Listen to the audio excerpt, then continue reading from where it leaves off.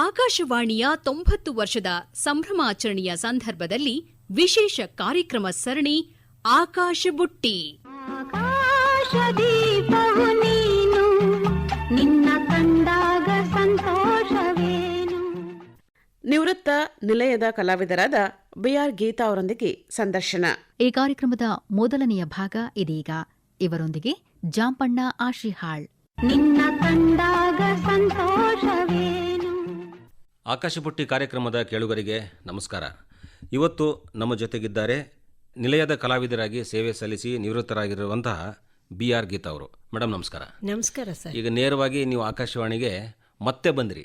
ಹೌದು. ಆಕಾಶವಾಣಿಗೆ 90 ವರ್ಷ ಪೂರೈಕೆ ಆದಂಥ ಸಂದರ್ಭದಲ್ಲಿ ನೀವು ಮತ್ತೆ ನಮ್ಮ ಶ್ರೋತೃಗಳ ಜೊತೆಗೆ ಆವಾಗ ನೀವೇನು ಸೇವೆ ಸಲ್ಲಿಸಿದ್ರಿ, ಆ ಟೈಮ್ನಲ್ಲಿ ಇದ್ದಂತಹ ಧ್ವನಿಯ ಮಾಧುರ್ಯವನ್ನು ಅವರು ಸವಿದವರು ಮತ್ತೆ ವಾಪಸ್ ನಿಮ್ಮ ಧ್ವನಿಯನ್ನು ಈಗ ಕೇಳ್ತಾ ಇದ್ದಾರೆ. ಹೌದು ಸರ್. ಎಷ್ಟು ವರ್ಷ ಆಯಿತು ಮೇಡಮ್ ರಿಟೈರ್ಡ್ ಆಗಿ? ರಿಟೈರ್ ಆಗಿ 6 ವರ್ಷ. 6 ವರ್ಷ ಆಯ್ತಲ್ಲ. ಎಲ್ಲರೂ ಅಂತಾರೆ ಇಡಿಯಾದಂಥ ಒಂದು ಸರ್ವಿಸನ್ನು ಆಕಾಶವಾಣಿಯಲ್ಲಿ ಕಳೆದವರು ನಮ್ಮ ದೊಡ್ಡ ಸುಯೋಗ, ಇಂಥ ಒಂದು ಘನವತ್ತ ಸಂಸ್ಥೆಯಲ್ಲಿ ನಾವು ಸರ್ವಿಸ್ ಮಾಡಿದ್ದು. ಅಲ್ವಾ? ಈಗ ಇಲ್ಲಿ ಆಕಾಶವಾಣಿಗೆ ಸೇರಬೇಕು ಅಂತಂದರೆ ಮೂಲತಃ ನಮ್ಮಲ್ಲಿ ಸಂಗೀತದ ಒಂದು ಮನೆತನ ಇರ್ತದೆ, ಅಥವಾ ಸಂಗೀತದ ಬಗ್ಗೆ ನಾವು ಕಲಿಕೆ ಇರ್ತದೆ. ಸೇರಬೇಕು ಅಂತಂದರೆ ಏನೋ ಒಂದು ಅದಕ್ಕೆ ಪೂರಕವಾದಂಥ ವಾತಾವರಣ ಸೃಷ್ಟಿಯಾಗಿರ್ತದೆ. ಹೇಗೆ ನೀವು ಬಂದ್ರಿ? ಅದೇ ಅವರು ಮಿನಿಮಮ್ ಕ್ವಾಲಿಫಿಕೇಶನ್ ಅಂತ ಒಂದು ಬಿ ಹೈ ಗ್ರೇಡ್ ಇರಬೇಕು ಅಂತ ಒಂದು ಅನೌನ್ಸ್ಮೆಂಟ್ ಕೊಟ್ಟಿದ್ದು.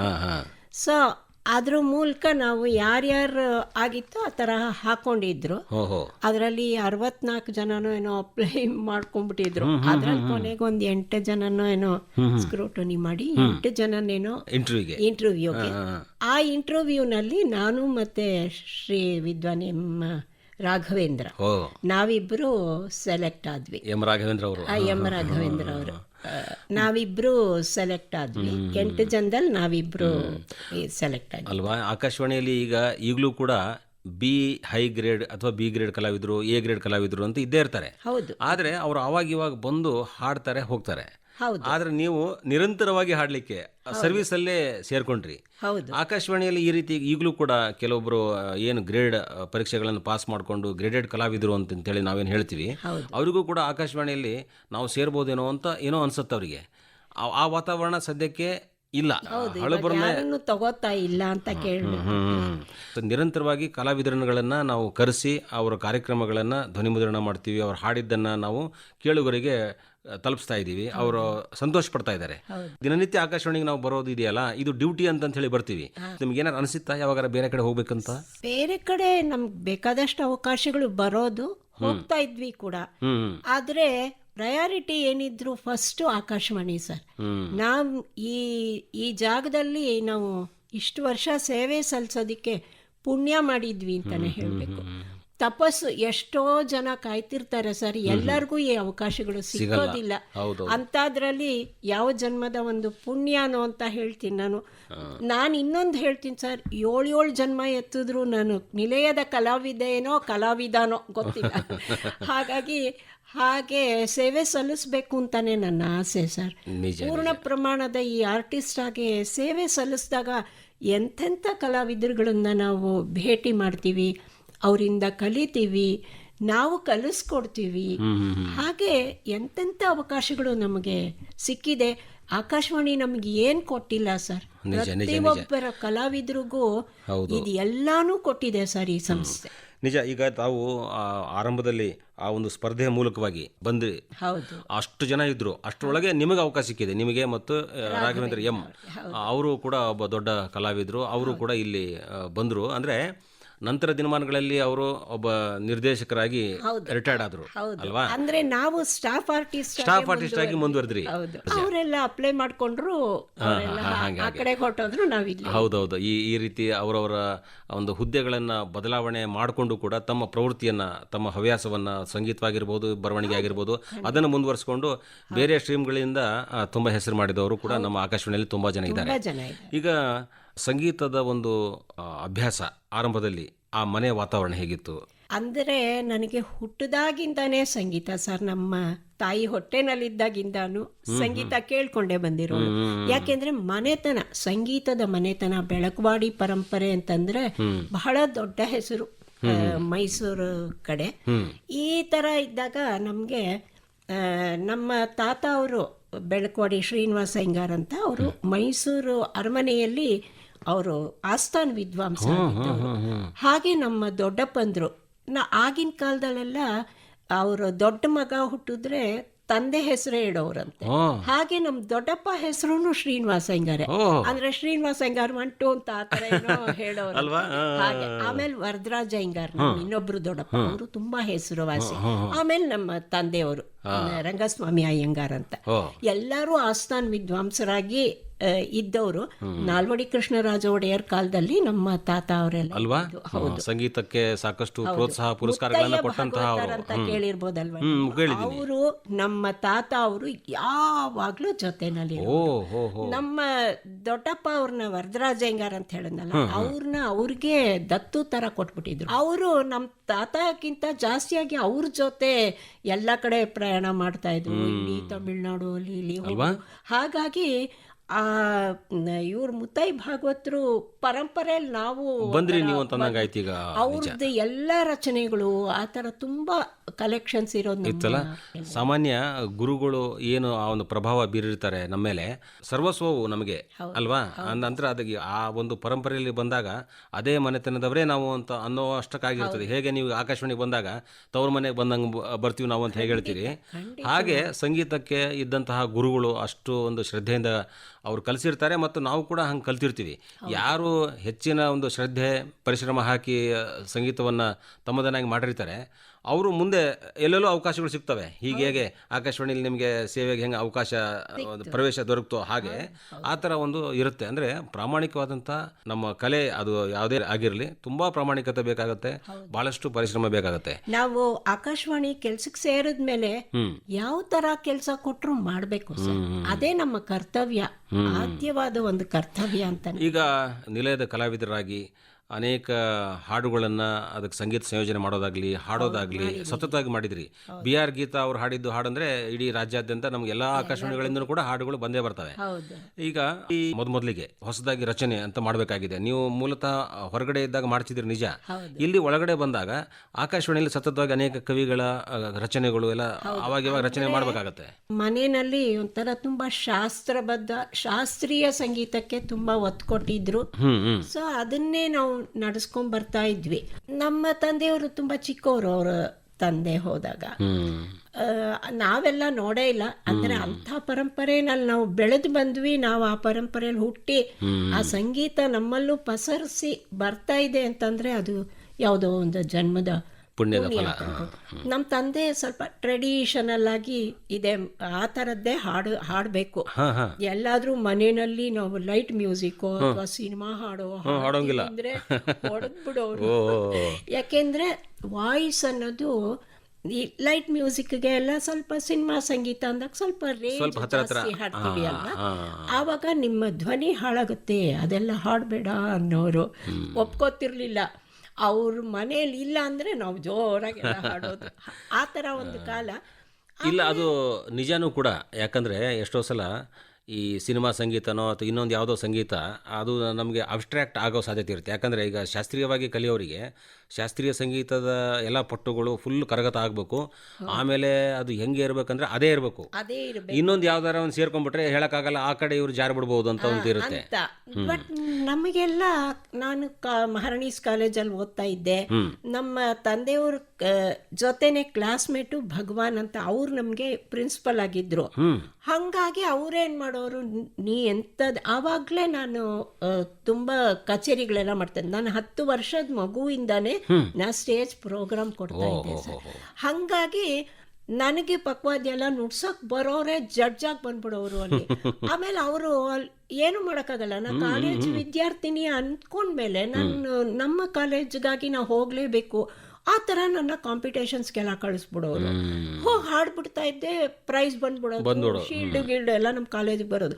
ಆಮೇಲೆ ಅವ್ರುಗಳೇ ನಮ್ಮ ಮನೆಗೆ ಬಂದು ಹೇಳೋರು, ಅಯ್ಯೋ ನೀ ಪ್ರೊಫೆಷನಲ್ ಆಗೇ ನೀನು ಹಾಡ್ತೀಯಮ್ಮ, ನೀನು ಆ ಥರ ಹೋಗೋದು ಸರಿ ಇಲ್ಲ. ಯಾಕೆಂದ್ರೆ ಅಮೇಚೂರ್ಸ್ಗೆ ಅಂತಾನೆ ಇರುತ್ತೆ ಅವೆಲ್ಲ. ಹೌದು. ಪ್ರೊಫೆಷನಲ್ ಆಗಿ ಕಚೇರಿ ಮಾಡೋಳು ಅಲ್ಲಿ ಹೋಗಿ ನಿಜ.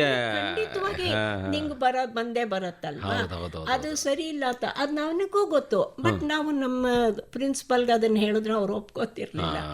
ಇಲ್ಲಮ್ಮ, ನೀ ಕಾಲೇಜ್ ವಿದ್ಯಾರ್ಥಿನಿ ಆಗಿರೋದ್ರಿಂದ ನೀವು ಸಹಜವಾಗಿ ನೀನು ಭಾಗವಹಿಸಬೇಕು, ಹಾಡಬೇಕು, ಏನಾಗುತ್ತೆ ಅಂತ ಹೇಳೋ. ಅಂದ್ರೆ ಈಗ ನಿಮ್ಮ ಸಮನಾಗಿ ನಾವು ಕೂಡ ಸ್ಪರ್ಧೆಯಲ್ಲಿ ಭಾಗವಹಿಸಿದ್ದು ಅಂತೇಳಿ ಇನ್ನೊಬ್ಬರಿಗೂ ಕೂಡ ಆ ಅಭಿಮಾನ ಇರುತ್ತೆ.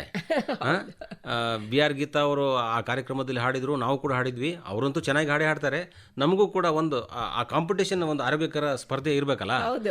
ಇಲ್ಲಾಂದ್ರೆ ಎಲ್ಲರೂ ಖಾಲಿ ಸಣ್ಣ ಪ್ರಮಾಣದಲ್ಲಿ ಸಾಧಾರಣವಾಗಿ ಹಾಡಿದವ್ರ ಮಧ್ಯೆನೇ ಬರುತ್ತೆ. ಅಫ್ಕೋರ್ಸ್ ಅವ್ರಿಗೂ ಕೂಡ ಅವಕಾಶ ಸಿಗಬೇಕಂದ್ರೆ ಬೇಕು, ನಿಜ. ಆದರೆ ಚೆನ್ನಾಗಿ ಹಾಡೋರ ಮಧ್ಯೆ ಉಳಿದವರು ಮುಂದೆ ಬರಬೇಕು. ಅವಾಗ ಅವರಿಗೆ ಅಕಸ್ಮಾತ್ ಒಂದು 3ನೇ ಸ್ಥಾನ ಬಂದರೂ ಕೂಡ ಎಷ್ಟೋ ಒಂದು ಗ್ರೇಟ್ ಇರುತ್ತೆ. ಹೌದೌದು. ಹಂಗೆ ನಮಗೆ ಎಲ್ಲಾನು ಹಾಡ್ಬೇಕಾಗಿ ಬಂದ್ಬಿಡ್ತು.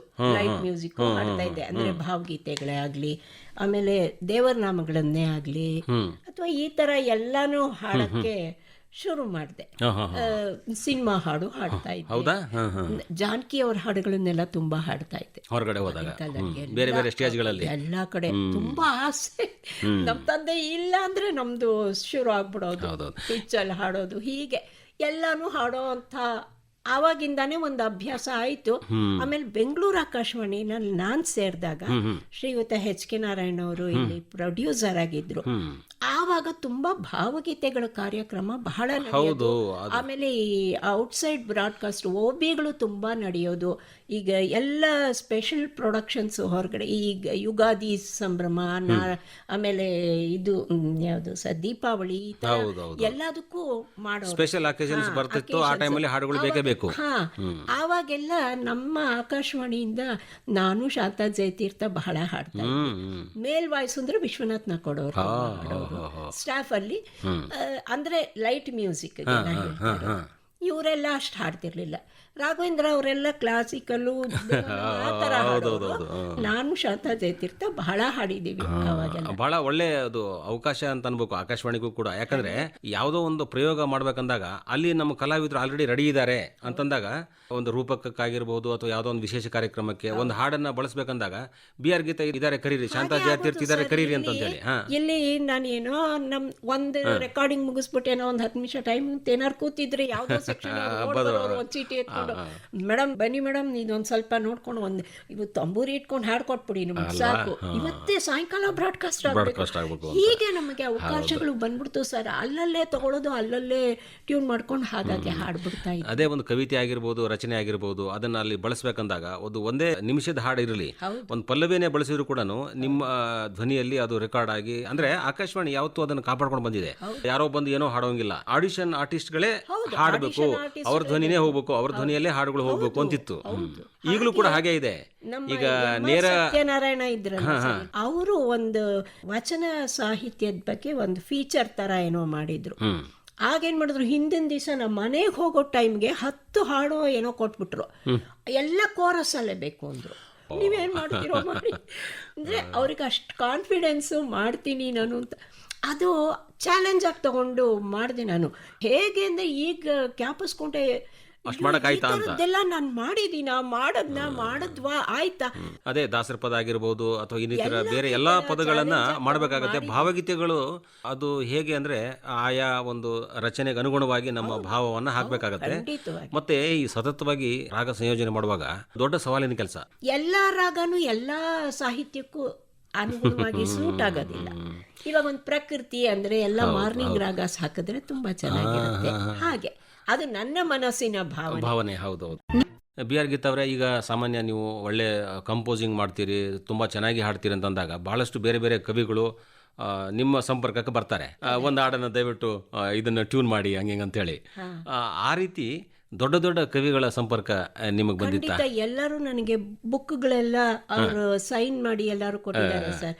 NS ಲಕ್ಷ್ಮೀನಾರಾಯಣ ಭಟ್ರು ಇರ್ಬೋದು, ಆಮೇಲೆ ವೆಂಕಟೇಶ್ ಮೂರ್ತಿಗಳಿರ್ಬೋದು, BR ಲಕ್ಷ್ಮೀರಾವ್ ಇರ್ಬೋದು, ಆ ಥರ ದೊಡ್ಡ ದೊಡ್ಡ ಈಚಿನ ಕವಿಗಳು ಅವರು ಎಲ್ಲರೂ ನನಗೆ ಬುಕ್ಗೆ ಅವರು ಪ್ರೀತಿಯಾಗಿ ಒಂದು ಸಿಗ್ನೇಚರ್ ಮಾಡಿ ನನಗೆ ಬುಕ್ಗಳು ಕೊಟ್ಟಿದ್ದಾರೆ. ಅದರಿಂದ ತಗೊಂಡು ನಾ ಬೇಕಾದಷ್ಟು ಹಾಡುಗಳನ್ನ ಟ್ಯೂನ್ ಮಾಡಿ ಆಡಿಷನ್ ಆರ್ಟಿಸ್ಟ್ಗಳು ಅವ್ರನ್ನ ಕರೆಸಿ ಹಾಡಿಸಿದ್ದೀನಿ. ನನಗೆ ಗೊತ್ತಿದ್ದಂಗೆ ಆಲ್ಮೋಸ್ಟ್ ಆಲ್ ಎಲ್ಲ ದೊಡ್ಡ ಹಿರಿಯ ಕಲಾವಿದರಿಂದ ಹಿಡಿದು ಕಿರಿಯ ಕಲಾವಿದರವರೆಗೆ ಎಲ್ಲರೂ ನನ್ನ ಡೈರೆಕ್ಷನಲ್ಲಿ ಹಾಡಿದ್ದಾರೆ. ಈಗ ಒಂದು ಹಾಡಿಗೆ ಸಂಗೀತ ಸಲಕರಣೆಗಳ ಜೊತೆಗೆ ಸಂಗೀತ ಸಹಕಾರದೊಂದಿಗೆ ಒಂದು ಹಾಡನ್ನು ಹಾಡಿದಾಗ ಬಹಳ ಚಂದವಾಗಿರುತ್ತೆ. ಆದರೆ ಸುಮ್ಮನೆ ಬನ್ನಿ ಮೇಡಮ್ ಒಂದು ರೂಪಕಕ್ಕೆ ನಿಮ್ಮ ಒಂದು ಹಾಡು ಬೇಕು, ಯಾವುದೇ ಸಂಗೀತದ ಏನು ಅವಶ್ಯಕತೆ ಇಲ್ಲ, ನೀವು ಹಾಗೆ ಹಾಡಿ ಅಂತಂದಾಗ ಆ ರೀತಿ ಹಾಡಿದೆಯಾ? ಆಕಾಶವಾಣಿಲೇ ಬೇಕಾದಷ್ಟಿದೆ. ತುಂಬಾ ಅದೇ ಹೇಳಿದ್ನಲ್ಲ, ಬೇರೆ ಬೇರೆ ಸೆಕ್ಷನ್ ಅವರು ನೋಡ್ಬರೋರು ಇದೊಂದು ಗಿತಕ್ಕ ಒಂದ್ 4 ಸಾಲಿದೆ ಹಾಡ್ಕೊಟ್ಬಿಡಿ ಅನ್ನೋರು ಖಂಡಿತವಾಗ್ಲೂ ಆವಾಗ್ಲೇ ತಗೊಂಡು ಒಂದ್ ತಂಬೂರ ಇಟ್ಕೋತಾ ಇದ್ದೆ. ಯಾವುದೇ ಹಾಡು ಹಾಡ್ಲಿ ಸರ್, ಶ್ರುತಿ ಇದ್ರೇನೆ ಚಂದ, ಏನು ಇಲ್ಲದೆ ಹಾಡಿದ್ರೆ ಚೆನ್ನಾಗಿರಲ್ಲ. ಆ ಶ್ರುತಿ ಒಂದು ಇಟ್ಕೊಂಡು ಹಾಡ್ಕೊಟ್ಬಿಡ್ತಾರೆ. ಈಗ 6-7 ವರ್ಷದ ಹಿಂದೆ ತಾವು ನಿವೃತ್ತಿ ಹೊಂದಿ 2020 ಏಪ್ರಿಲ್ ಅಲ್ಲಿಂದ ಇಲ್ಲಿವರೆಗೂ ಸಂಗೀತದ ಒಂದು ಕಲೆ ಇದ್ದವ್ರು ಏನಂದ್ರೆ ಯಾವತ್ತೂ ಅವರು ನಿವೃತ್ತಿ ಅನ್ನೋದಿಲ್ಲ, ಖಂಡಿತ ಇಲ್ಲ. ಆ ಸಂಗೀತ ಮುಂದುವರಿಸಬೇಕಾಗತ್ತೆ. ಅದಕ್ಕೆ ಮುಂದಿನ ಪೀಳಿಗೆ, ಈಗ ನಮ್ದೆಲ್ಲ ಆಯ್ತು, ಮುಂದಿನ ಪೀಳಿಗೆ ಬರಲಿ, ಯುವ ಪೀಳಿಗೆ ಅಂತ ಹೇಳಿ ನಮ್ಮ ಕೈಲಾದಷ್ಟು ಅದನ್ನು ಮುಂದುವರ್ಸೋಣ ಅಂತ ಹೇಳಿ ನನ್ನ ಶಿಷ್ಯರುಗಳನ್ನೆಲ್ಲ ತಯಾರು ಮಾಡಿದ್ದೀನಿ. ಬೇಕಾದಷ್ಟು ಜನ ಶಿಷ್ಯರು ಆಕಾಶವಾಣಿಯಲ್ಲಿ ಆಡಿಷನ್ ಆರ್ಟಿಸ್ಟ್ ಆಗಿದ್ದಾರೆ. ಬಿ ನಲ್ಲಿದ್ದಾರೆ, ಬಿ ಹೈನವ್ರು ಇದ್ದಾರೆ, ಎ ಗ್ರೇಡ್ನವ್ರು ಇದ್ದಾರೆ, ಎಲ್ಲ ಒಳ್ಳೊಳ್ಳೆ ಇದರಲ್ಲಿ ಹಾಡ್ಕೊಂಡು ಬರ್ತಾ ಇದ್ದಾರೆ, ಹೆಸರು ತಗೊಂಡಿದ್ದಾರೆ. ಹೊರಗಡೆನೂ ತುಂಬಾ ಹೆಸರು ತಗೋತಾ ಇದ್ದಾರೆ. ಶಾಸ್ತ್ರೀಯ ಸಂಗೀತದಲ್ಲೂ ಹೊರಗಡೆ ಕಚೇರಿಗಳು ಮಾಡ್ತಾ ಇದ್ದಾರೆ. ಲೈಟ್ ಮ್ಯೂಸಿಕ್ ಅಲ್ಲೂ ಒಳ್ಳೆ ಹೆಸರು ತಗೊಂಡಿದ್ದಾರೆ. ಅದೇ ನಮಗೊಂದು ಸಂತೋಷ ಸರ್. ಒಬ್ಬ ಸಮರ್ಥ ಗುರು ಸಿಕ್ಕರೆ ಆ ಶಿಷ್ಯಂದ್ರಿಗೆ ತುಂಬಾನೇ ಒಂದರ ಅಭಿಮಾನ, ನಮಗೆ ಇಂಥ ಗುರು ಸಿಕ್ಕಿದ್ದಾರೆ ಅಂತ. ನೀವು ಹೆಂಗೆ ಗುರುಗಳನ್ನು ಹೇಗೆ ಕಂಡಿದ್ರಿ? ತಂದೆಯವ್ರನ್ನ ಹತ್ರ ಗುರುಗಳಾಗೆ ಹೇಗೆ ಒಂದು ಗುರು ಹತ್ರ ಕಲಿತಾರೆ, ನಾನು ಆ ಥರನೇ ಭಯ ಭಕ್ತಿಯಿಂದ ಹೇಳಿಸ್ಕೋತಾ ಇದ್ದೆ. ಈಗ ನಿಮ್ಮ ಈ ಮಾತುಗಳನ್ನು ಕೇಳಿ ಸಂಗೀತ ಪರೀಕ್ಷೆನಲ್ಲಿ ನಾವು ಪಾಸ್ ಆಗಬೇಕು, ಆಕಾಶವಾಣಿಯ ಗ್ರೇಡ್ ಕಲಾವಿದರು ಅಂತಂದರೆ ಬಹಳ ದೊಡ್ಡ ಮಹತ್ವ ಇದೆ. ಹಾಗಾಗಿ ಎಲ್ಲರೂ ಕೂಡ ಹಾತೊರೆಚಿರ್ತಾರೆ ಆಕಾಶವಾಣಿ ಪರೀಕ್ಷೆ ಪಾಸ್ ಆಗಬೇಕಂತ ಹೇಳಿ. ಮತ್ತು ಇಲ್ಲಿ ಆ ಗ್ರೇಡ್ ಪರೀಕ್ಷೆಗಳಲ್ಲಿ ಪಾಸ್ ಆದವರೇ ದೂರದರ್ಶನಕ್ಕೂ ಹೋಗಿನೂ ಕೂಡ ಹಾಡ್ತಾರೆ. ಈ ರೀತಿ ಒಂದು ಗ್ರೇಡ್ ಪರೀಕ್ಷೆ ಪಾಸ್ ಆಗಬೇಕಂದ್ರೆ ನಿಮ್ಮ ಕಿವಿ ಮಾತು ಹೇಗೆ, ಎಂಥ ಸಂಗೀತ ಜ್ಞಾನ ಬೇಕಾಗತ್ತೆ, ಇಲ್ಲಿ ಬರೋಕ್ಕಿಂತ ಮುಂಚೆ ಎಷ್ಟರ ಮಟ್ಟಿಗೆ ತಯಾರಿಯಲ್ಲಿ ಇರಬೇಕಾಗತ್ತೆ ಅದು ಹೇಳಿ. ತಯಾರಿ ಅಂದರೆ ಅವ್ರಿಗೆ ತುಂಬ ಚೆನ್ನಾಗಿ ಶಾಸ್ತ್ರೀಯ ಸಂಗೀತ ಬರಬೇಕು. ಆ ಬೇಸ್ ಇಲ್ಲ ಅಂದರೆ ಯಾವುದೇ ಸಂಗೀತನ ಹಾಡಕ್ಕಾಗೋದಿಲ್ಲ. ಯಾವುದೇ ಸಂಗೀತ ಹಾಡಬೇಕು ಅಂದ್ರೂ ಅದೇ ರಾಗಗಳಲ್ಲಿರುತ್ತೆ, ಅದೇ ತಾಳಗಳಲ್ಲಿರುತ್ತೆ. ತಾಳಜ್ಞಾನ, ರಾಗಜ್ಞಾನ, ಶ್ರುತಿ ಜ್ಞಾನ, ಭಾವ, ಸಾಹಿತ್ಯ ಭಾವ ಅರ್ಥ ಮಾಡಿಕೊಂಡು ಅಲ್ಪಪ್ರಾಣ, ಮಹಾಪ್ರಾಣ, ಅಕಾರ, ಹಕಾರ, ಎಷ್ಟೋ ಜನ ಅದೇ ಕಾರಣಕ್ಕಾಗಿ ಫೇಲ್ ಆಗ್ಬಿಡ್ತಾರೆ. ಹೌದು, ಸ್ಫುಟವಾಗಿ ಕನ್ನಡ ಮಾತಾಡಕ್ ಬರಲ್ಲ. ಈಗ ಭಾರತ ಅಂದ್ರೆ ಭಾರತ ಅಂತಾರೆ, ಭಾರತ ಹೇಳಲ್ಲ. ಆ ಥರ ಎಷ್ಟೋ ಮಿಸ್ಟೇಕ್ಸ್ ಇರುತ್ತೆ. ಅದನ್ನೆಲ್ಲ ನಾವು ತಿದ್ಕೊಳ್ತಾ ಹೋಗ್ಬೇಕು. ಯಾಕೆಂದ್ರೆ ನಮ್ಮ ಆಡೋ ಭಾಷೆ, ನಾವು ಕನ್ನಡ ಗೊತ್ತಿರೋರೆ ನಾವು ಅದನ್ನ ತಪ್ಪು ಮಾಡಬಾರ್ದಲ್ಲ. ಅವ್ರು ತಪ್ಪು ಹಾಡಿದ್ರೆ ನಾವು ತಿದ್ದಬೇಕು. ಆಮೇಲೆ ಸ್ಪ್ಲಿಟ್ಟಿಂಗ್ ಆಫ್ ವರ್ಡ್ಸ್, ಉಸಿರು ತಗೊಳಕ್ಕೋಸ್ಕರ ಎಲ್ಲೋ ಮಧ್ಯ ಕಟ್ ಮಾಡ್ಬಿಡೋದು ಸಾಹಿತ್ಯ. ದಾಸರ ಪದಗಳಲ್ಲಂತೂ ತುಂಬ ಎಲ್ಲೆಲ್ಲೋ ಎಳ್ಕೊಂಡು ಹೋಗ್ಬಿಡ್ತಾರೆ. ಈಗ ಒತ್ತು ಇರೋ ಜಾಗದಲ್ಲಿ ಆಫ್ಟರ್ ಬಿಟ್ ಹಾಡಿ ಅಂತ ಹೇಳ್ತೀನಿ ನಾನು. ಒತ್ತು ಎಲ್ಲಾದ್ರೂ ಒಂದು ಮತ್ತು ಅಂತ ಇತ್ತು ಅಂತ ಇಟ್ಕೊಳ್ಳಿ, ಅದು ಮಾತು ತರ ಆಗ್ಬಿಡುತ್ತೆ ಸಮಕ್ ಹಾಡ್ಬಿಟ್ರೆ. ಆವಾಗ ನಾವು ಆಫ್ಟರ್ ಬಿಟ್ ಒಂದಕ್ಷರ ಹಿಂಗೆ ಬಿಟ್ಟು ಆಫ್ಟರ್ ಬಿಟ್ ಅಂತ ಅವಾಗ ಆ ತರ ಹಾಡಿ. ಈ ತರ ನಾವು ಅವರುಗಳಿಗೆ ಹೇಳ್ಕೊಡ್ತಾ ಬರಬೇಕು. ಸಾಹಿತ್ಯ ಸ್ಫುಟವಾಗಿ ಹಾಡಿ. ದಾಸ ಸಾಹಿತ್ಯ ಅಂತ ಹಾಡ್ದಂಗೆ ನಾವು ಕ್ಲಾಸಿಕಲ್ ಹಾಡಕ್ಕಾಗಲ್ಲ. ಶಾಸ್ತ್ರೀಯ ಸಂಗೀತದ ಬೇಸ್ ಇದ್ರೆ ಇದು ಎಲ್ಲಾನು ಸಾಧ್ಯತೆ ಇದೆ. ಎಲ್ಲಾನು ಚೆನ್ನಾಗಿ ಹಾಡ್ಬೋದು, ಕಲಿಬೋದು. ಅದಕ್ಕೆ ನಾವು ಪ್ರತಿಯೊಂದು ಇನ್ನು ಮುಂದೆ ಕಲಿಯೋ ಮಕ್ಕಳಿಗೆ ಹೇಳೋದೇನು ಅಂದ್ರೆ, ಎತ್ಕೋತಾನೆ ನೀವು ನಾನು ಭಾವಗೀತೆ ಕಲಿಯಕ್ಕೆ ಹೋಗ್ತೀನಿ ಅಂದರೆ ಬರಲ್ಲ. ಭಾವಗೀತೆ ಕಲಿಬೇಕು ಅಂದ್ರೂ ಶಾಸ್ತ್ರೀಯ ಗೊತ್ತಿಲ್ಲ. ಆ 7 ಸ್ವರಗಳ ಜ್ಞಾನ ಇಲ್ಲ ಅಂದ್ರೆ, ಸ್ವರ ಸ್ಥಾನದ ಜ್ಞಾನ ಇಲ್ಲ ಅಂದ್ರೆ ರಾಗ ಜ್ಞಾನ ಬರಲ್ಲ.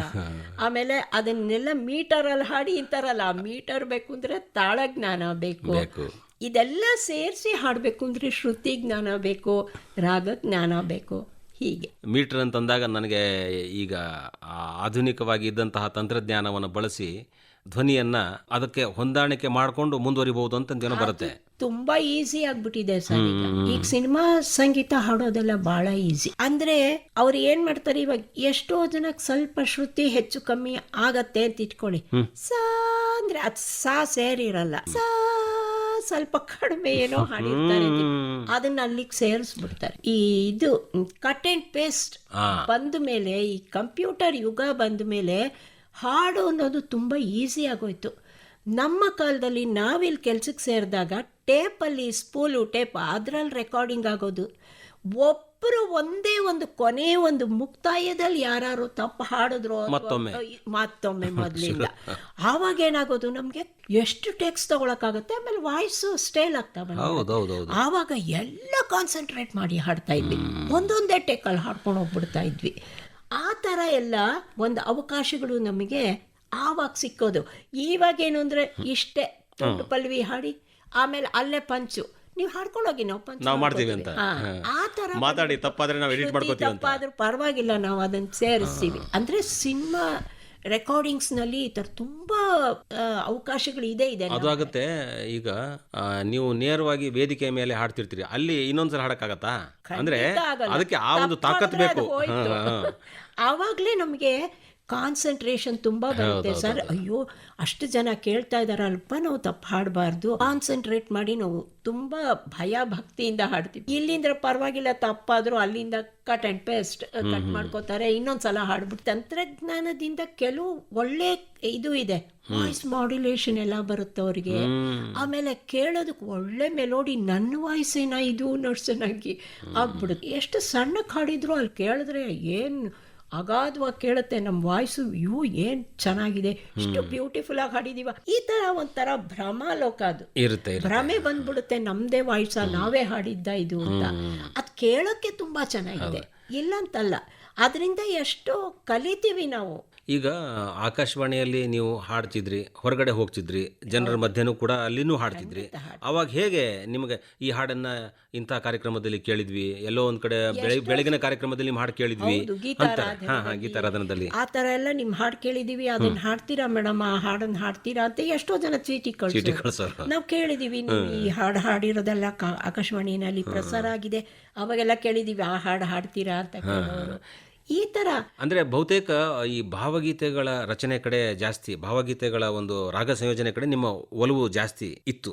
ಯಾಕಂದರೆ ತಾವು ಮೂಲ ಸಂಗೀತ ನಿಮ್ಮ ಜ್ಞಾನ ಸಾಕಷ್ಟು ಇದ್ರೂ ಕೂಡ ಆಕಾಶವಾಣಿಯಲ್ಲಿ ಬಹುತೇಕ ಭಕ್ತಿಗೀತೆ ಭಾವಗೀತೆಗಳ ಬಳಕೆ ಜಾಸ್ತಿ ಆಗುತ್ತೆ. ಹೌದು, ಅಂದರೆ ರಿಕ್ವೈರ್ಮೆಂಟ್. ಈಗ ಎಚ್ ಕೆ ನಾರಾಯಣ ಅವರು ಹೇಳೋರು, ನಮಗೆ ತುಂಬ ಇದು ರೆಕಾರ್ಡಿಂಗ್ ಇದೆ, ಯಾರನ್ನೋ ಒಬ್ರನ್ನ ಬುಕ್ ಮಾಡಿರೋರು, ಅವ್ರಿಗೆ ಸಡನ್ ಆಗಿ ಏನೋ ತೊಂದರೆಗಳಾಗಿ ಸಡನ್ ಆಗಿ ಬರಲ್ಲ ಅಂತ ಹೇಳ್ಬಿಟ್ರೆ ಬೇರೆ ವಾದ್ಯ ಕಲಾವಿದರು ಎಲ್ಲ ಬಂದ್ಬಿಟ್ಟಿರ್ತಾರೆ. ಸೊ ಅವಾಗ ರೆಕಾರ್ಡಿಂಗ್ ಎಲ್ಲ ಪೋಸ್ಟ್ಪೋನ್ ಮಾಡೋಕ್ಕಾಗಲ್ಲ, ಅವ್ರಿಗೆಲ್ಲ ಚೆಕ್ ಆಗ್ಬಿಡೋದು ಎಲ್ಲ ಆಗ್ಬಿಡೋದು. ಅವಾಗ ಸಡನ್ ಆಗಿ ನಮ್ಮನ್ನೇ ಹಾಡಿ ಬಿಡೋದು, ಅವಾಗ ನಾವು ಹಾಡಕ್ಕಾಗಲ್ಲ. ಹಾಗೆ ನಮಗೆ ಒಂಥರ ಅದು ಬೆಂಗಳೂರು ಆಕಾಶವಾಣಿಗೆ ನಾನು ಸೇರಿದ ಮೇಲೇನೆ ನನಗೆ ಲೈಟ್ ಮ್ಯೂಸಿಕ್ ಜಾಸ್ತಿ. ಹೌದು, ಅಲ್ಲಿ ತನಕ ಇಲ್ಲವೇ ಇಲ್ಲ. ಅದರಲ್ಲಿ ನಿಲಯದ ಕಲಾವಿದರಿಗೆ ಬಹಳಷ್ಟು ಸವಾಲುಗಳು ಎದುರಾಗ್ತವೆ. ಎಲ್ಲಾನು ಹಾಡ್ಬೇಕು, ಆಮೇಲೆ ಎಲ್ಲಾ ರೇಂಜ್ ಅಲ್ಲೇ ಹಾಡ್ಬೇಕು. ಶಾಸ್ತ್ರೀಯವಾಗಿ ಹಾಡಿದ್ರೆ ಶಾಸ್ತ್ರೀಯವಾಗಿನೇ ಹಾಡ್ಬೇಕು. ಒಂದು ನಾಟಕಕ್ಕೆ ಎಲ್ಲೋ ಒಂದ್ ಕಡೆ ಆಲಾಪ ಬೇಕು ಅಂದಾಗ ಅದನ್ನು. ಹೌದು, ಡಾಕ್ಟರ್ ವಸಂತ್ ಕವಲಿ ಅವರು ಇದ್ರಲ್ಲೆಲ್ಲ ಬೇಕಾದಷ್ಟು ಹಾಡಿದೀನಿ. ಅವರು ಹಿಂದೂಸ್ತಾನಿ ಬಲ್ಲವರು, ಅವರು ಸ್ಟೈಲಲ್ಲಿ ಹೇಳೋರು, ಅದನ್ನೇ ಚಾಲೆಂಜ್ ಆಗಿ ತಗೊಂಡೆಲ್ಲ ಹಾಡಿದೀವಿ ಅಲ್ವಾ. ಈಗ ನಿಮ್ಮ ಜೊತೆಗಿದ್ದಂತಹ ಅನೇಕ ಕಲಾವಿದರು, ಅವ್ರನ್ನ ಯಾರ್ಯಾರನ್ನ, ಈಗ ಶಾಂತಾ ಜಯತೀರ್ಥ ಅವ್ರನ್ನ ನೆನಪು ಮಾಡಿದ್ರಿ, ಮತ್ತೆ ಯಾರ್ಯಾರನ್ನ ನೆನಪಿಸಬಹುದು ಈ ಸಂದರ್ಭದಲ್ಲಿ? ಎಲ್ಲಾರನು ಸರ್, ಎಲ್ಲರೂ ಅಂತ ಇಲ್ವೇ ಇಲ್ಲ. ಅಷ್ಟು ಎಷ್ಟು ಜನ ಇದ್ರಿ ಟೋಟಲಿ? ನಾನು ಸೇರಿದಾಗ ಒಂದು ಹತ್ತತ್ರ ಒಂದು 30-35 ಜನ ಇದ್ರು ನಿಲಯದ ಕಲಾವಿದರು. ಹೌದು, ಮೃದಂಗದವರು, ವೀಣೇನವರು, ವೈಲಿನ್ ಅಲ್ಲಿ ನಾನ್ ಸೇರಿದಾಗ ಶೇಷ್ಗಿರಿ ಅವರು ಇದ್ರು, MS ಗೋವಿಂದ ಸ್ವಾಮಿ ಅವರಿದ್ರು, ಆಮೇಲೆ ಆರ್ ರಾಜಲಕ್ಷ್ಮಿ ಅವರಿದ್ರು, ಸೂರ್ಯಪ್ರಭಾ ಅವರಿದ್ರು. ಈ ತರ ತುಂಬಾ ಕಲಾವಿದರು ನಮ್ಮ ಈ ನಿಲಯದ ಕಲಾವಿದರು. ಆಮೇಲೆ ತಬ್ಲಾನಲ್ಲಿ ನಮ್ಮ ರವೀಂದ್ರ ಯಾವಗಲ್ ಅವರಿದ್ರು, ವಿಶ್ವನಾಥ್ ನಾಕೋಡ್ ಅವರಿದ್ರು, ಫ್ಲೂಟ್ ಅಲ್ಲಿ ನಮ್ಮ VK ರಾಮನ್ ಅವರಿದ್ರು, ಆಮೇಲೆ ರಾಜೇಶ್ ಇದ್ರು, KS ರಾಜೇಶ್. ಹೀಗೆ ತುಂಬಾ ಇದೆಲ್ಲ ಅನೇಕ ಕಲಾವಿದರುಗಳನ್ನ ನೀವು ನೆನಪಿಸಬಹುದು. ನಮ್ಮ ಮೃದಂಗಿಸ್ಟಲ್ಲಿ ನಮ್ಮ ರಾಜಗೋಪಾಲ್, VS ರಾಜಗೋಪಾಲ್ ಇದ್ರು, MT ರಾಜಕೇಸರಿ ಅವರಿದ್ರು, MA ಕೃಷ್ಣಮೂರ್ತಿ ಅವರಿದ್ರು, ಆಮೇಲೆ ಸಾಯಿನಾಥ್ ಅವರಿದ್ರು, ಬೇಕಾದಷ್ಟು ಜನ ಸರ್. ಆಮೇಲೆ ನಮ್ಮ ಜಯಂತ್ ಕುಮಾರ್ ದಾಸ್ ಸಿದ್ದಾರು, ವೀಣೆ ನಮ್ಮ ರೇವತಿ ಮೂರ್ತಿ, ಗೀತಾ ಶ್ಯಾಮ್ ಪ್ರಕಾಶ್, ನಮ್ಮ HS ರಮೇಶ್, ಈ ತರ. ಆಮೇಲೆ ನಮ್ಮ ಹಾಡುಗಾರಿಕೆನಲ್ಲಿ ರಮಾ ಅವರಿದ್ರು, ಚಂದ್ರಿಕಾ ಅವರಿದ್ರು, ನಾನಿದ್ದೆ, ಆಮೇಲೆ ನಮ್ಮ ಇವರು ರಾಮಕೃಷ್ಣ ಅಂತ ತುಂಬಾ ಜನ ಹಿಂಗೆ ಹೇಳ್ತಾರೆ. HP ರಾಮಾಚಾರ್ ಅವರು, ಹಳೇ ವಿದ್ವಾನ್ ಖಂಜಿರ. ತಾವು ಬೆಂಗಳೂರು ಆಕಾಶವಾಣಿ ಇದ್ದಿದ್ರಿಂದ ಬಹಳಷ್ಟು ಜನರನ್ನ ನೆನಪಿಸಬಲ್ರಿ. ಬೇರೆ ಬೇರೆ ಆಕಾಶವಾಣಿನಲ್ಲಿ ಕೂಡ ಈ ರೀತಿಯಾದಂತಹ ನಿಮ್ಮ ಹಾಗೆ ಸಂಗೀತ ಸಂಯೋಜಕರು ಇದ್ರು. ಅಲ್ಲಿ ಕೂಡ ಆರ್ಟಿಸ್ಟ್ಗಳು ಇದ್ರು. ನಾ ಬೇರೆ ಅವರ ಸಂಪರ್ಕ ಹೇಗೆ? ಸ್ಟೇಷನ್ಗಳಲ್ಲಿ ಕೂಡ ಹೋಗಿ ಹಾಡಿದ್ದೀನಿ ನಾನು. ನಮ್ಮ ಅಣ್ಣ ಭದ್ರಾವತಿ ನಲ್ಲಿ ನಿಲಯದ ಕಲಾವಿದರಾಗಿ ಅವರು ಸೇವೆ ಸಲ್ಲಿಸಿ ಇವಾಗ ನಿವೃತ್ತರಾಗಿದ್ದಾರೆ. ಆವಾಗ ಭದ್ರಾವತಿಗೆ ಇಲ್ಲಿಂದ ಕಳಿಸಿದ್ರು ಆನ್ ಡ್ಯೂಟಿ ಮೇಲೆ, BR ಶ್ರೀಧರ್. ಸೊ ಇಲ್ಲಿಂದ ಆನ್ ಡ್ಯೂಟಿ ಮೇಲೆ ನಾನು ಅಲ್ಲಿ ಹೋಗಿ ಅಲ್ಲೂ ಕೆಲವರು ಅವ್ರ ರಚನೆಗಳನ್ನೆಲ್ಲ ಕೊಟ್ಟು ಅಲ್ಲಿ ಮ್ಯೂಸಿಕ್ ಮಾಡಿ ಅಲ್ಲಿ ಕಲಾವಿದ್ರ ಕೈಲೂ ಹಾಡಿಸಿದ್ದೀನಿ, ನಾನು ಕೂಡ ಹಾಡಿದ್ದೀನಿ. ಈಗ ಯಾವ ಹಂತಕ್ಕೆ ಬಂದಿದೆ ಅಂದ್ರೆ, ಈಗ ಆಕಾಶವಾಣಿ ಒಂದು ಆಡಿಷನ್ ಮಾಡಬೇಕು ಅಂತಂದ್ರೆ ಬೇರೆ ಕೇಂದ್ರದಲ್ಲಿದ್ದಂತಹ ಕಲಾವಿದರನ್ನ, ನಿಲಯದ ಕಲಾವಿದರನ್ನ ಕರೆಸಿ ಆಡಿಷನ್ ಮುಂದುವರಿಸುವ ಪರಿಸ್ಥಿತಿ ಬಂದಿದೆ. ಅಂದ್ರೆ ಆ ಒಂದು ಕೊರತೆ ಇದೆ, ನಿಲಯದ ಕಲಾವಿದರ ಕೊರತೆ ಇದೆ. ಈಗ ಆವಾಗ ನೀವು ಸಿನಿಮಾ ಹಾಡುಗಳನ್ನು ಹಾಡಬೇಕು ಅಂತ ಅನಿಸ್ತಿತ್ತು, ನಮ್ಮಪ್ಪ ಹೊರಗಡೆ ಹೋದ್ರೆ ಹಾಡ್ತಿದ್ವಿ, ಭಾವಗೀತೆ ಹಾಡ್ತಿದ್ವಿ ಅಂತಂದ್ರಲ್ಲ. ಈಗ ನಿಮ್ಮ ಒಂದು ಅವಧಿನಲ್ಲಿ ಸಿನಿಮಾ ಒಂದು ಕ್ಷೇತ್ರ ತುಂಬಾ ಉಚ್ಛ್ರಾಯ ಸ್ಥಿತಿನಲ್ಲಿ ಇದ್ದದ್ದು ಕಾಲ, ಅಲ್ಲಿ ಏನಾದ್ರು ಅವಕಾಶಗಳು ಯಾರು ಹೇಳಿದ್ರ, ಏನಾರ ಸಲಹೆ ಸೂಚನೆಗಳನ್ನು ಕೇಳ್ತಿದ್ರ? ಬೆಂಗಳೂರು ಆಕಾಶವಾಣಿನಲ್ಲಿ ನಾನೊಂದು ಹಾಡು ಹಾಡಿದ್ದೆ, ದೇವರನ ಶ್ರೀಹರಿ ಕಾಯೋ ಕರುಣಾನಿಧಿ ಅಂತ. ಆ ಹಾಡು ಬೆಳಗ್ಗೆ ಯಾವತ್ತೋ ಸಂಡೇ ಪ್ರಸಾರ ಆಗಿದೆ. ಅದ್ರಲ್ಲಿ ಹೆಸರು ಹೇಳ್ತಾರೆ, ಫಸ್ಟ್ ಬ್ರಾಡ್ಕಾಸ್ಟ್ ಅಲ್ಲಿ ಹೆಸರು ಹೇಳ್ತಾರೆ. ಅದ್ ಹೆಸರು ಹೇಳಿದಾಗ ಅದನ್ನ ಬರ್ಕೊಂಡು ನಮ್ಮ ಹಂಸಲೇಖ ಅವರು ಕೇಳಿ ತುಂಬಾ ಇಂಪ್ರೆಸ್ ಆಗಿ ನನ್ನ ಕರ್ಸಿದ್ರು. ಅವರು ಒಬ್ಬರನ್ನ ಕಳ್ಸಿದ್ರು, ಈ ತರ ಈ ಹಾಡು ಹಾಡ್ದವ್ರನ್ನ ಕರ್ಕೊಂಡ್ ಬನ್ನಿ ಅಂತ. ಆವಾಗ ನಮಗ್ ಗೊತ್ತಿಲ್ಲ, ನಾವು ಆತರ ಎಲ್ಲ ಹೋಗಿ ಹಾಡ ಹೋಗಿಲ್ವಲ್ಲ. ಡಾಕ್ಟರ್ ಜ್ಯೋತ್ಸ್ನಾ ಕೆ ಕಾಮತ್ ಅವ್ರು ಇದ್ರು ಸ್ಟೇಷನ್ ಡೈರೆಕ್ಟರ್. ಆವಾಗ ನಾ ಹೋಗಿ ಹೇಳಿದೆ, ಈ ತರ ಒಂದ್ ಅವಕಾಶ ಸಿಕ್ಕಿದೆ ಮೇಡಮ್ ನನಗೆ ಸಿನಿಮಾನಲ್ಲಿ ಹಾಡೋದಿಕ್ಕೆ, ಹೋಗ್ಬಹುದಾ ಅಂತ. ಆವಾಗ ಅವರು ಓರಲ್ಲಿ ಇದೊಂದಕ್ಕೆ ಪರ್ಮಿಷನ್ ಕೊಡ್ತೀನಿ, ಆಮೇಲೆ ನೀವು ಪರ್ಮಿಷನ್ ಬರ್ದ್ ಹಾಕಿ ಅಂದ್ರು. ರಾಣಿ ಮಹಾರಾಣಿನ ಫಿಲ್ಮ್ಗೆ ಆಮೇಲೆ ಅದರಲ್ಲಿ BR ಅಂತ ನನ್ನ ಹೆಸರು ಹಾಕ್ಬಿಡಿ, ಬರೀ ಹೊಸ ಪರಿಚಯ ಗೀತ ಅಂತ. ಹೇಗಿತ್ತು ಹಾಡೋದು? ಹಾಡು ಜೇಸುದಾಸ್ ಅವ್ರು ಹಾಡಿದ್ರು, ಅದರಲ್ಲಿ ಸಾಹಿತ್ಯ ಏನಿರ್ಲಿಲ್ಲ, ಒಂದು ಒಂಥರ ಬರೀ ಆಲಾಪು ಸ್ವರಗಳು ಆ ತರ ಇತ್ತು. ಅದನ್ನ ಹಾಡ್ಬಿಟ್ಟು ಬಂದಿದ್ದೆ. ಆಮೇಲೆ ಅವರು ಕೂಡ ಇಲ್ಲಿ ಅದಾದ್ಮೇಲೆ ಒಂದು ರೆಕಾರ್ಡಿಂಗ್ ಬಂದಿದ್ರು ಹಂಸಲೇಖ ಅವರು. ಅವಾಗ ನಾನು ಅವ್ರ ರೆಕಾರ್ಡಿಂಗ್ ಇಲ್ಲಿ ಟಾಕ್ ಆಗ್ತಾ ಇದ್ದಾಗ ನಾನು ಅಲ್ಲಿ ಬಂದೆ. ನಾನು ನೋಡ್ಬಿಟ್ಟು ಆವಾಗ ಅವ್ರು ಅಲ್ಲೇ ಹೇಳಿದ್ರು, ನಿಲಯದ ಕಲಾವಿದ್ರು ಎಲ್ಲ ತುಂಬಾ ಜನ ಇದ್ದಾರೆ, ಅವ್ರಗಳಿಗೆ ಅವಕಾಶ ಕೊಡೋಣ ಅಂದ್ರೆ ಅವರು ಇಲ್ಲಿ ಕರ್ತವ್ಯ ನಾವು ಬರೋಂಗಿಲ್ಲ ಹೇಳ್ತಾರೆ, ಅವ್ರಗಳಿಗೆ ಅವಕಾಶನೇ ಸಿಕ್ಕಲ್ಲ ಅಂತ ಹೇಳಿದ್ರು. ತುಂಬಾ ಕಥೆಗಳು ಇವೆ BR ಗೀತಾ ಅವರೇ. ನಿಮ್ಮ ಈ ಒಂದು ಸುದೀರ್ಘವಾದಂತಹ ಸರ್ವಿಸ್ನಲ್ಲಿ ಬಹಳಷ್ಟು ಸಾಧನೆ ಮಾಡಿದೀವಿ ನಾವು ಅಂತ ಅನ್ನೋ ರೀತಿಯಲ್ಲಿ ಕೆಲಸ ಮಾಡಿದ್ದೀರಿ. ಆಕಾಶವಾಣಿಗೆ 90ರ ಒಂದು ಸಂಭ್ರಮ ಏನಿದೆಯಲ್ಲ, ಆ ಸಂದರ್ಭದಲ್ಲಿ ನೀವು ಬಂದು ನಿಮ್ಮ ಸೇವೆ ಯಾವ ರೀತಿ ಇತ್ತು, ಮತ್ತು ಸಂಗೀತ ಹೇಗೆ ಬೆಳೆದು ಬಂತು, ಯಾರ್ಯಾರ ಜೊತೆಗೆ ಎಲ್ಲಿ ಎಷ್ಟು ರೀತಿಯಲ್ಲಿ ಕೆಲಸ ಮಾಡಬೇಕಾಯಿತು ಅಂತೆಲ್ಲದನ್ನು ಹೇಳಿದ್ದೀರಿ ತಾವು. ನಮ್ಮ ಕೇಳುಗರ ಪರವಾಗಿ ನಿಮಗೆ ಶುಭಾಶಯಗಳು, ಒಳ್ಳೆಯದಾಗಲಿ. ಮತ್ತು ಸಂಗೀತ ಪರಂಪರೆ ಮತ್ತು ಮುಂದುವರಿಸಿ ನೀವು ಕಲಿಸ್ತಾ ಇದ್ದೀರಿ, ಹೇಗೋ ಇದು ಮತ್ತೆ ಮುಂದುವರಿಲಿ. ಈ ಅವಕಾಶ ಕೊಟ್ಟು ಕರೆಸಿದ ತಮಗೂ ಮತ್ತು ಆಕಾಶವಾಣಿಗೂ ನಾನು ಯಾವಾಗಲೂ ಆಭಾರಿಯಾಗಿದ್ದೀನಿ. ನಮಸ್ಕಾರ. ನಮಸ್ಕಾರ. ನಿನ್ನ ಕಂಡಾಗ ಸಂತೋಷವೇನು. ಇದುವರೆಗೆ ನಿವೃತ್ತ ನಿಲಯದ ಕಲಾವಿದರಾದ BR ಗೀತಾ ಅವರೊಂದಿಗೆ ಸಂದರ್ಶನ ಕೇಳಿದಿರಿ. ಸಂದರ್ಶಕರು ಜಾಂಪಣ್ಣ ಆಶಿಹಾಳ್. ಆಕಾಶದೀಪವು ನೀನು, ನಿನ್ನ ಕಂಡಾಗ ಸಂತೋಷವೇನು. ಇದುವರೆಗೂ ಆಕಾಶವಾಣಿಯ 90 ವರ್ಷದ ಸಂಭ್ರಮಾಚರಣೆಯ ಸಂದರ್ಭದಲ್ಲಿ ವಿಶೇಷ ಕಾರ್ಯಕ್ರಮ ಆಕಾಶ ಬುಟ್ಟಿ ಕೇಳಿದಿರಿ.